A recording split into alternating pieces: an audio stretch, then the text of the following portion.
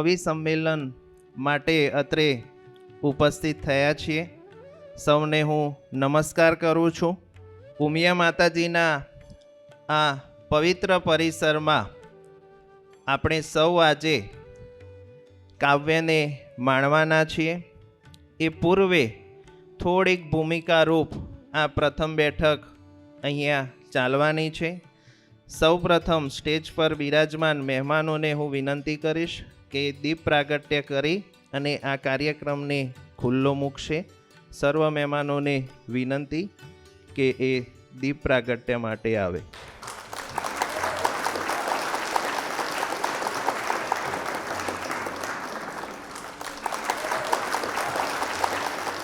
ખૂબ ખૂબ આભાર.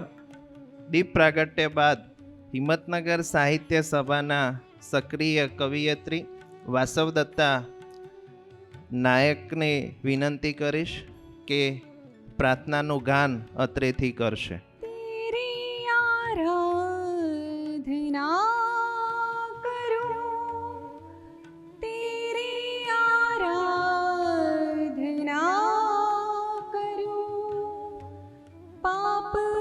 क्षमा कर जीवन दे दया की याचना करूं तेरी आराधना करूं तू ही महान सर्वशक्तिमान तू ही है मेरे जीवन का संगी.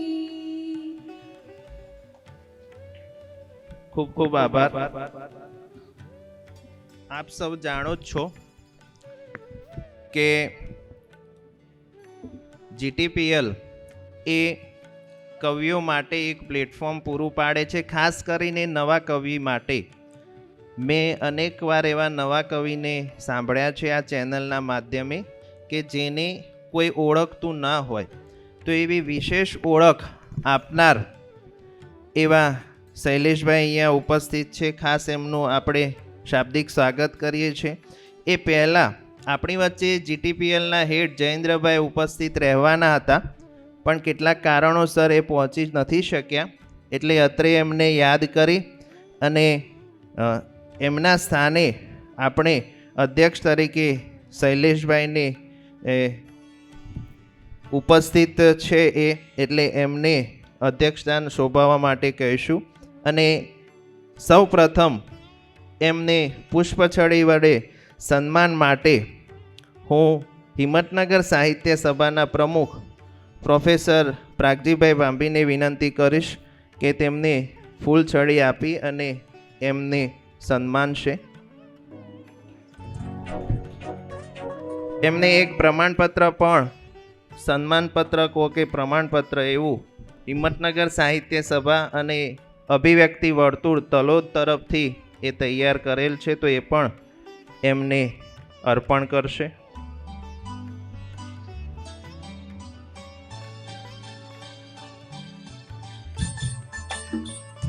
જયેન્દ્રભાઈનું પણ એવું પ્રમાણપત્ર તૈયાર કર્યું છે, એમના વતી શૈલેષભાઈ એ સ્વીકારશે. એ પછી આજના કાર્યક્રમના જે નિમિત્ત બન્યા છે, હું તો હિંમતનગર સાહિત્ય સભાનો સાક્ષી છું કે એ ચાલુ કરનાર અને જરૂરી સંસાધનો પૂરું પાડનાર એવા હંસરાજભાઈ, એમનો કોઈ સ્વાર્થ નથી આમની પાછળ. પ્રભાત ટિમ્બર માર્ટમાં અમે જઈએ તો એનો આખો સ્ટાફ આ સાહિત્ય સભાની આગતા સ્વાગતામાં હંમેશા તત્પર રહે છે. એવા હંસરાજભાઈનું ફૂલછડી વડે સન્માન કરવા માટે ઓડિયન્સમાં બેઠેલા આબિદભાઈ ખણુશિયાને વિનંતી કરું કે તે આવે અને ફૂલછડી વડે એમનું અભિવાદન પણ કરે.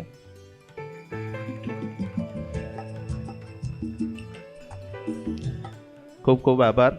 હિંમતનગર સાહિત્ય સભાના પ્રમુખ પ્રાગજીભાઈ કે જેઓ હંમેશા ત્યાં જે કોઈ સર્જકો ઉપસ્થિત રહે છે એમને હંમેશા પ્રેરણા આપે છે, સુધારા વધારા કરી આપે છે.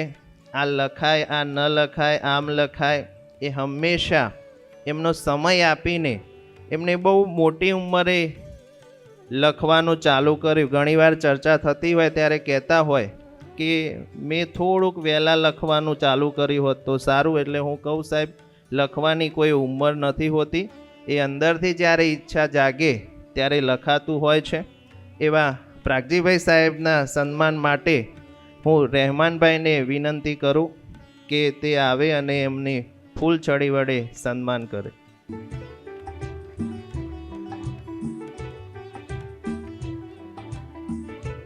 આપણી વચ્ચે અભિવ્યક્તિ વર્તુળ તલોદ સાબરકાંઠાના પ્રતિનિધિ પ્રેમજીભાઈ પટેલ સાહેબ આ બેઠા, એમાંથી લગભગ બધા ઓળખતા હશે. મેં હંમેશા એ જોયું છે કે જે કોઈ ઉંમરનો વ્યક્તિ હોય એનાથી સરળતાથી એ ભળી જાય છે. હું જ્યારે અધ્યાપકમાં જોડાયો ત્યારે મારી ઉંમર માંડ 24 વર્ષની હશે, છતાં પણ એ મિત્ર હોય એ રીતે અમારી સાથે હંમેશા રહ્યા છે. એનો આનંદ છે. હજી પણ એમ જ લાગે કે એ નિવૃત્ત નથી થયા અને સતત પ્રવૃત્તિઓ કરતા રહે છે. ઉત્તર ગુજરાત નહીં પણ સમગ્ર ગુજરાતમાં આજે લઘુકથાકાર તરીકે મોહનલાલ પટેલ પછી એ જાણીતા છે. બીજું નામ લઘુકથાકાર તરીકે જેમનું લેવાય છે એવા પ્રેમજીભાઈનું સન્માન મારા શિરે છે. એટલે હું જાતે જ એમને ફૂલછડી આપી અને એમનું સન્માન કરીશ.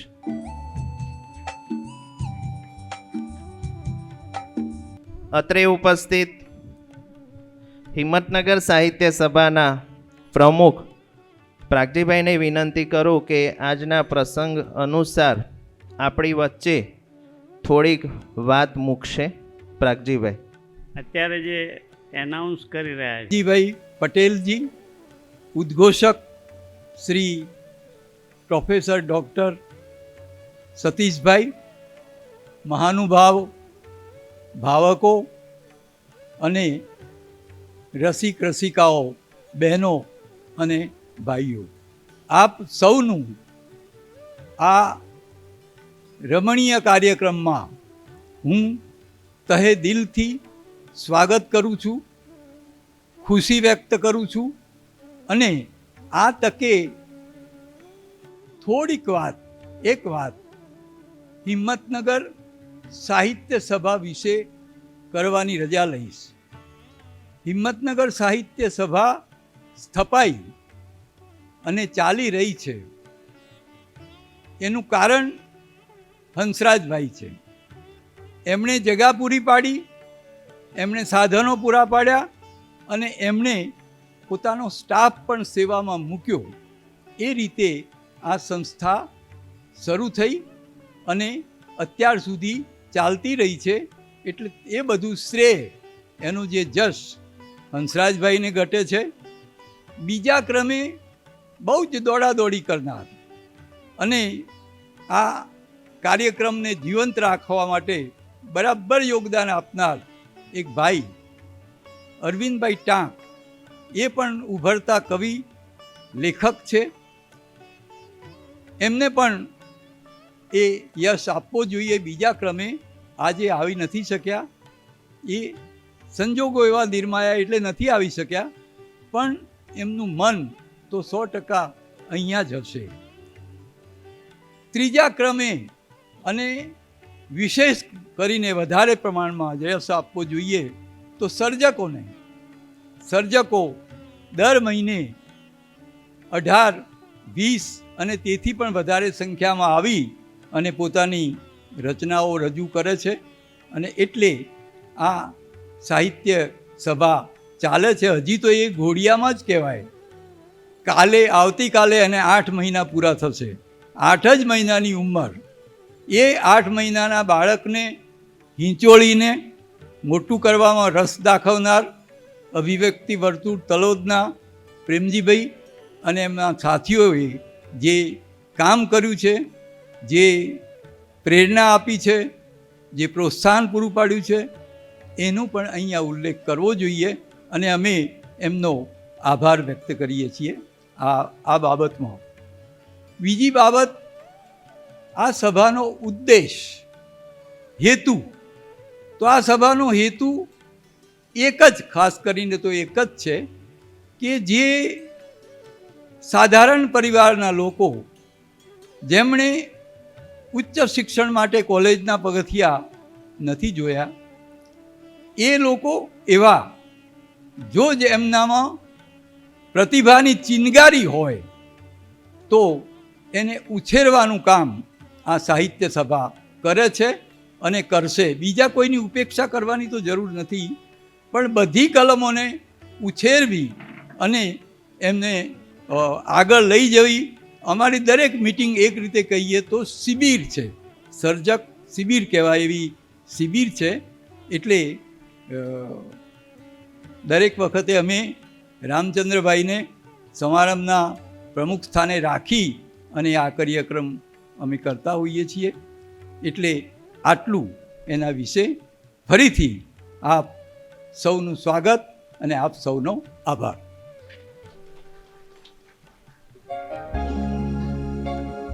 આભાર સાહેબ. બહુ ઓછા શબ્દોમાં હિંમતનગર સાહિત્ય સભા અને અભિવ્યક્તિ વર્તુળ તલોદ વિશે એમને કહ્યું. એ પછી આપણી વચ્ચે અભિવ્યક્તિ વર્તુળ તલોદ સાબરકાંઠાના પ્રતિનિધિ પ્રેમજીભાઈ પટેલ સાહેબ છે. એ પણ પ્રસંગ ઉચિત અહીંયા આવી અને શબ્દો દ્વારા એમની વાત અહીંયા મૂકશે. પ્રેમજીભાઈ સાહેબ. અભિવ્યક્તિ વર્તુળ તલોદ, હિંમતનગર સાહિત્ય સભા અને GTPLના સંયુક્ત ઉપક્રમે આજે કાવ્યહેલીનો અવસર આપણને પ્રાપ્ત થયો છે અને એ નિમિત્તે બે શબ્દો અથવા વાત કરીશું.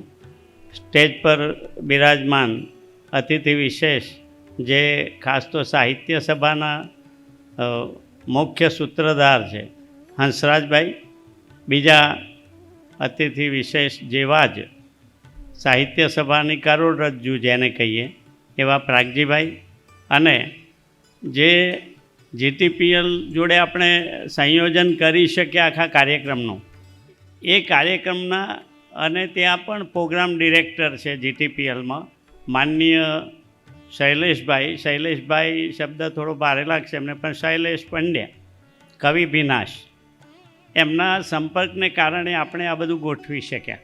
પણ જેટલા આવ્યા છે એટલા દિલ દઈને આવ્યા છે, એટલે આપણા માટે બહુ મોટી વાત છે. નગરપાલિકાના સ્ટેન્ડિંગ કમિટીના, પછી મહેન્દ્રસિંહ ચૌહાણ સાહેબ, આ બધા આપણા માટે આશાનું કિરણ છે કે એ લોકોને હજુ રસ છે. નહીં તો રાજકારણ જોડે સંકળાયેલા હોય એમને કવિતાનું કશું જરૂર ના લાગે એમને, કે કવિતા નહીં કરો નહીં બનાવો તો અમે તો કામ કરી શકીશું. એટલે જયંત પાઠકની એક કવિતા છે કે કવિતા નહીં લખો તો શું થશે, એમ આ પ્રકારની એક કવિતા છે કે કવિતા નહીં લખો તો કશું નહીં થાય, અને પછી છેલ્લે કવિ કહે છે કશું જ નહીં થાય. એમ કવિતા નહીં લખો તો કશું જ નહીં થાય એમ શબ્દ વાપરે છેલ્લી લીટીમાં. કહેવાનો આશા કે આ કાર્યક્રમો આ પ્રકારના, એમાં જેને કહીએ કે ભલે સંખ્યા ઓછી હોય પણ વિત્તવાળી સત્વવાળી સંખ્યા હોય છે. ત્રીજી વાત, GTPLનો આ કાર્યક્રમ કાવ્ય હેલી એની જેને કહીએ હેલી એ 22 રાજ્યો સુધી ભીંજાશે. આપણી કાવ્ય હેલી 22 રાજ્યોમાં રજૂ થતી હોય છે, માત્ર ગુજરાત પૂરતી સીમા નથી એની. અને શૈલેષભાઈ માત્ર કાવ્યહેલીનો કાર્યક્રમ કરે છે એવું નહીં. GTPLમાં તમને ખબર છે કે GTPLની ન્યૂઝ ચેનલો 3-4 છે. પછી ખેડૂતો માટેના કાર્યક્રમો પણ ઘણા બધા છે જેનું હેન્ડલિંગ શૈલેષભાઈ કરતા હોય છે. પછી આ કાવ્યહેલી જેવા સર્જક સાથે સંવાદ, આ બધા કાર્યક્રમો, અને એમાં સતત મથામણ કરીને નવા નવા ચહેરાઓ. કારણ કે અમદાવાદમાં તો બરાબર છે, અમદાવાદના પ્રોપરના સર્જકો આવે, પણ છેક ઉત્તર ગુજરાતના હોય કે હમણાં ધારો પંચમહાલમાં કાવ્યહેલીનો કાર્યક્રમ કર્યો અમને, એકાદ મહિનો થયો, તો એમને એ અર્થમાં આપણે શાબાશી આપી શકીએ કે આવા કાર્યક્રમો વિવિધ જિલ્લાઓમાં કરે અને એ પણ ઊંડાણ સુધી જઈને. પંચમહાલમાં ધારો કે કર્યો હમણાં કાર્યક્રમ, તો એમાં ઘણા બધા નવા કવિઓને સ્ટેજ મળ્યું, અને સ્ટેજ મળે તો ઘણીવાર જેમ પાણી મળ્યું એને છોડ ખીલી ઉઠે એમ સ્ટેજ મળવાથી કવિઓ પાછા ઉર્જા પામે છે અને વધારે ખીલી ઉઠે છે. અને છેલ્લી વાત, અભિવ્યક્તિ વર્તુળ એ એની 70મી સભા જેવા થઈ રહી છે. અમારી દર મહિને એક સભા થાય અને 70મી સભા થશે. હવે જે સભા આવશે એ 70મી, એટલે 5-6 વર્ષથી અમે ચલાવીએ છીએ.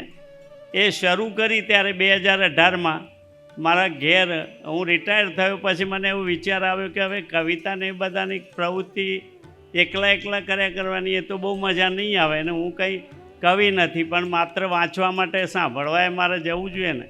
એટલે મને એવી ઈચ્છા થઈ તો મેં જે 5-10 મિત્રો હતા એમને ફોન કરીને બોલાવ્યા ઘેર કે આજે રાત્રે આપણે એક નાસ્તો ને ચાનો કાર્યક્રમ છે અને તમે તમારી એક કૃતિ લઈને આવજો, આપણે બેસીશું. અને અમે તો બેઠા લગભગ 8 વાગ્યાથી. તો એવું થયું કે રાતના 12 વાગ્યા ત્યાં સુધી કોઈને ઉઠવાનું મન ના થાય અને કૃતિઓની ચર્ચાઓ ને બધું થયા કર્યું. એ બેઠક એટલી બધી સરસ રહી કે બીજા દિવસથી ઉઘરાણી શરૂ કરી કે સાહેબ આવી બીજી બેઠક આપણે રાખવી હોય તો કેવી રીતે રાખવી અને આપણે ક્યાં મળવું શું કરવું. એટલે પછી મને વિચાર આવ્યો કે આપણે અમદાવાદમાં જેમ બુદ્ધ સભાના બધું ચાલે છે એમ આપણે આપણા ખૂણામાં તલોદ વિસ્તારમાં જ્યાં કંઈ આપણે શક્ય હોય જગ્યા ફાળવીને અને આપણે આજુબાજુના જે લખનારા છે એ બધા તો અમારા સંપર્કમાં હતા જ થોડા, કારણ કે હું કોલેજમાં ગુજરાતીનો અધ્યાપક હતો એટલે મિત્રો જે લખતા હતા એ બધા ક્યારેક બતાવવા આવે, જોઈએ, સુધારીએ, આ બધી પ્રવૃત્તિઓ ચાલુ જ હતી. એટલે એ લોકોને અમે વાત કરી કે ભાઈ આપણે આવતા મહિને મળીએ છીએ અને જો ખરેખર સાહિત્યમાં તમને રસ હોય તો બીજા બધા ઈગો જે છે, મનુષ્ય પાસે ઈગો બહુ છે પાછું આપણે ત્યાં એવું છે, અને પ્રસંગો એ દારે જ રિસાય. આપણો ભાઈ હોય એને મને કહેવા નહોતા એમ કે, એટલે આખો પ્રસંગ તારે સંભાળવાનો છે ને તું એમ કહે છે કહેવા નહોતો આવ્યો. એટલે સ્થિતિ આપણી આ છે. એટલે ઈગો આપણા થોડાક ઓછા ઓગાળીને, આપણે એવું નથી કહેતા કે સાવ ઈગો, પણ ઓગાળીને પણ આવી સભા શરૂ થાય એવું અમે પ્રયત્ન કર્યો અને પ્રયત્ન બહુ સફળ રહ્યો. આજે આવતીકાલે 70મી સભા છે, મેં વાત કરી એટલે કે આવતીકાલે એટલે આવતી સભા 70મી છે. એટલે અમારી દૃષ્ટિએ 6 વર્ષથી સળંગ કામ ચાલે છે અને દરેક સભામાં અમે દરેક સર્જક પોતપોતાની એક કૃતિ રજૂ કરે, એની ચર્ચા થાય. ચર્ચા એટલે કોઈ વાર તો ડિસેક્શન થાય આખું અને એનાલિસિસ થાય કે આ બરાબર નથી એટલે નથી જ આ કવિતા, અથવા આ લઘુકથા યોગ્ય નથી તો એવું કહેવામાં આવે સ્પષ્ટ કે આવા સુધારા કરો તો કોઈને રીસ ના ચડે. એ પ્રકારે પણ આ કામ ચાલે છે અને એનાથી બીજું તો નહીં પણ અમારા ત્યાં 20 પુસ્તકો પ્રગટ થયા છે. આ બધા કનુભાઈને બધા સાક્ષી છે, બલભદ્રસિંહ છે, આ બધા અમારા સાહિત્ય સભાના જ સભ્યો છે, ભાઈ જયંતિભાઈ છે અને ખુદ પ્રાગજીભાઈએ રામચંદ્રભાઈને એક વખત સ્પેશિયલ બોલાવ્યા હતા, પ્રતાપસિંહ રાઠોડને બોલાવેલા. એમ બધા જુદા જુદા મોટા માણસો પણ એક આવતા જાય, પોતાની કવિતાઓ રજૂ કરે અને સાહિત્ય સભાનું વર્તુળ આજ સુધી બહુ લીલુંછમ રહ્યું છે કાર્યક્રમમાં. અને છેલ્લી વાત કે અહીંયા આપણે કાવ્યહેલીનો જે પ્રસંગ પ્રોગ્રામ છે એમાં જે કવિઓ અહીંયા આવશે સ્ટેજ ઉપર રજૂ કરવા, એમને બીજી બધી કડાકૂટ નહીં કરવાની, ખાસ એટલા માટે કે આ કવિતા મેં જમતો તો ને મને યાદ આવીને લખવા બેઠો એ બધું કરવાની જરૂર નથી. કવિતા કેવી છે એ જોવાનું છે, કેવા સંજોગોમાં આવી, તમે ક્યારે લખી, એ બધું આર્થિક કરવાનું નથી. ડાયરેક્ટ કવિતા રજૂ કરવાની છે. પછી કવિતા ચાખીને ભાવક વર્ગ નક્કી કરશે કે તમે કવિતા કેવી રજૂ કરી. તમારે કવિતા કયા ટાઈમે આવીને કયા પ્રસંગે આવીને એ બધી વાતો અહીંયા કરવાની નથી, કારણ કે આપણે આ બધું સમગ્ર ભારતમાં રજૂ કરી રહ્યા છીએ. એટલે બીજી આડી અવડી વાતો ન થાય અને સરસ રીતે તમારી કવિતા રજૂ થાય એનું સંચાલન માનનીય શૈલેષભાઈ સંભાળવાના છે. અને એમાં ખાસ કારણ કે સિનિયર કવિઓ મોટે ભાગે અહીંયા સિનિયર પણ છે એટલે એ વખતે અમે અટકાવી ના શકીએ કે ભાઈ તમે આ રજૂ ના કરો, પણ કવિતા જ રજૂ કરો, બીજી વાતો નહીં, એટલું હું તમને ધ્યાન દોરું છું. અમારી આ એક પ્રકારની સલાહ ગણો તો સલાહ છે. આટલી વાત આજના સંદર્ભે કરી અને હું મારી વાતને વિરામ આપું છું. અસ્તુ. આભાર સાહેબ. આપણી વચ્ચે સાબરકાંઠા જિલ્લાના પૂર્વ સાંસદ માનનીય મહેન્દ્રસિંહ ચૌહાણ સાહેબ ઉપસ્થિત છે. એમનું આપણે અત્રે કવિ સંમેલનમાં સ્વાગત કરીએ છીએ, આવકારીએ છીએ. આપનો ખૂબ ખૂબ આભાર સાહેબ કે આપ આપનો સમય આપીને અમારી વચ્ચે ઉપસ્થિત રહ્યા છો. એ પછી આપણા હિંમતનગર નગરપાલિકાના પૂર્વ મેયર માનનીય યતીનબેન મોદીબેન પણ આપણી વચ્ચે ઉપસ્થિત છે. એમને પણ અત્રે આપણે આવકારીએ છીએ, એમનું અભિવાદન કરીએ છીએ. ખૂબ ખૂબ આભાર બેન કે આપ આપનો સમય આપીને અમારી વચ્ચે ઉપસ્થિત થયા છે. સીસી શેઠ સાહેબ પણ આપણી વચ્ચે ઉપસ્થિત છે, એમને પણ અત્રે આપણે આવકારીએ છીએ. આપનો પણ ખૂબ ખૂબ આભાર સાહેબ. હવે વધુ સમય ન લેતા સ્ટેન્ડિંગ કમિટીના ચેરમેન બેન શ્રી જીનનબેન પટેલ પણ ઉપસ્થિત છે નગરપાલિકાના, એમનું પણ સ્વાગત કરીએ છીએ. હવે આજના આ કાર્યક્રમના કાવ્યહેલી કવિ સંમેલનના અતિથિ વિશેષ હંસરાજભાઈને વિનંતી કરું. આજે હિંમતનગર સાહિત્ય સભા અને અભિવ્યક્તિ વર્તુળ તલોદના આમંત્રણને માન આપીને GTPLમાંથી પધારેલ ભાઈ શ્રી શૈલેષભાઈ પંડ્યા, જેનું ઉપનામ ભીનાશ છે અને એ ભીના ભીના જ છે. આપણા આજના કાર્યક્રમના બધા વડીલ કવિ મિત્રો, આપણા આમંત્રણને માન આપીને પધારેલ અમારા મિત્ર એવા મહેન્દ્રસિંહ ચૌહાણ સાહેબ, આદરણીય સીસી શેઠ સાહેબ, પ્રોફેસર ગુપ્તા સાહેબ, ડૉક્ટર પૂજારા સાહેબ, સર્વેના નામ લઈશ તો સમય ઘણો જશે. અત્રે ઉપસ્થિત સર્વે મિત્રો, ભાઈઓ અને બહેનો, મને આજે આ પ્રોગ્રામમાં અતિથિ વિશેષ બનાવ્યો. હું થોડું ઘણું લખું છું પણ મને પૂરું બોલતા ફાવતું નથી, તો હું એક મુદ્દો સામાન્ય મારા હૃદયની વાત વ્યક્ત કરી અને હું સંતોષ માનીશ કે આપણે જે ક્રાંતિઓ થઈ છે એના મૂળમાં પાયામાં સાહિત્યકારો છે, શિક્ષણકારો છે, શિક્ષણ શાસ્ત્રીઓ છે અને પ્રોફેસરો છે. એટલે સાહિત્યકારો, કવિઓ હોય કે નવલકથાકારો હોય કે અન્ય વિષયના લેખક હોય, એની સમાજ પ્રત્યે જવાબદારી એક વિશેષ જવાબદારી છે.